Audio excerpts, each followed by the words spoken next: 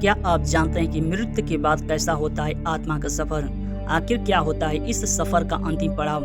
जानिए क्या कहता है इस विषय पर गरुड़ पुराण। जिसने जन्म लिया है उसे एक ना एक दिन अपने प्राण त्यागने ही पड़ते हैं। जब आत्मा शरीर छोड़ती है तो उसे दो यमदूत लेने आते हैं। गीता के उपदेशों में भगवान श्री कृष्ण कहते हैं कि आत्मा अमर है, उसका अंत नहीं होता।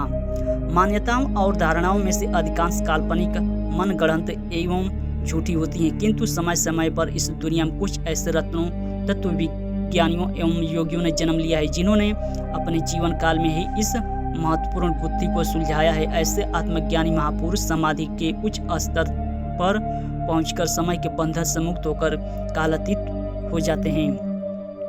दुनिया के हर इंसान के मन में कभी न कभी यह प्रश्न अवश्य उठता है कि आखिर जीवन और मृत्यु का रहस्य क्या है।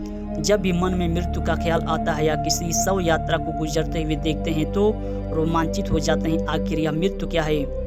क्या होता है मरने के बाद? मृत्यु के विषय में दुनिया भर में अलग अलग तरह की बातें और मान्यताएं प्रचलित हैं। इस कालातीत अवस्था में पहुंचकर वे यह आसानी से जान जाते हैं कि मृत्यु से पहले जीवन क्या था और मृत्यु के बाद जीवन की गति क्या होती है। ऐसे ही पहुंचे हुए सिद्ध योगियों का स्पष्ट कहना है कि काल की तरह जीवन भी असीम और अनंत है। जीवन का ना तो कभी आरंभ होता है और न ही कभी अंत है। लोग जिसे मृत्यु कहते हैं वह मात्र उस शरीर का अंत है जो प्रकृति के पांचों तत्वों पृथ्वी, जल, वायु, अग्नि और आकाश से मिलकर बना था।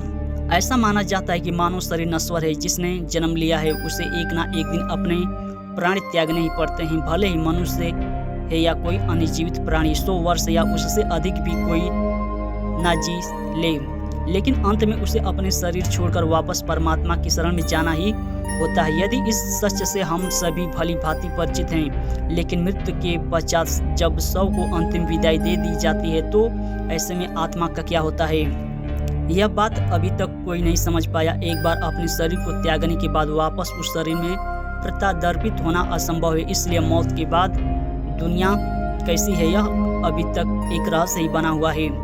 किससे कहानियों या फिर अफवाहों में तो मौत के पश्चात आत्मा को मिलने वाली यातनाएं या फिर विशेष सुविधाओं के बारे में तो कई बार सुना जा चुका है, लेकिन पुख्ता तौर पर अभी तक कोई यह नहीं जान पाया कि क्या वास्तव में इस दुनिया के बाद भी एक ऐसी दुनिया है जहां आत्मा को संरक्षित कर रखा जाता है। अगर नहीं तो जीवन का अंत हो जाना पर आत्मा कहाँ चली जाती है?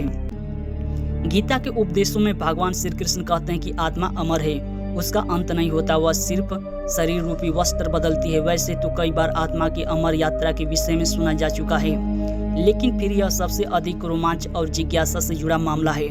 शरीर त्यागने के बाद कहाँ जाती है आत्मा?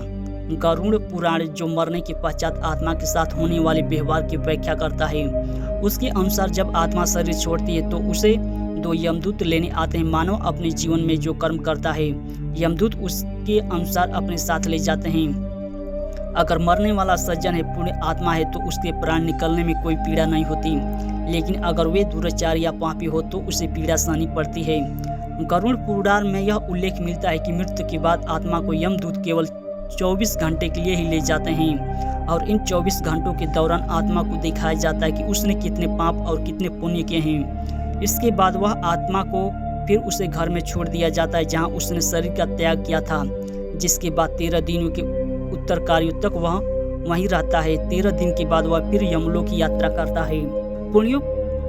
पुराणों के अनुसार जब भी कोई मनुष्य मरता है और आत्मा शरीर को त्याग कर यात्रा प्रारंभ करती है तो इस दौरान उसे 3 प्रकार के मार्ग मिलते हैं। उस आत्मा को किस मार्ग पर चलाया जाएगा यह केवल उसके कर्मों पर निर्भर करता है। ये 3 मार्ग अर्ची मार्ग, धूम मार्ग और उत्पत्ति विनाश मार्ग। अर्ची मार्ग ब्रह्मलोक और देवलोक की यात्रा के लिए होता है, वही धूम मार्ग पृथ्वीलोक की यात्रा पर ले जाता है और उत्पत्ति विनाश मार्ग नरक की यात्रा के लिए ले जाता है।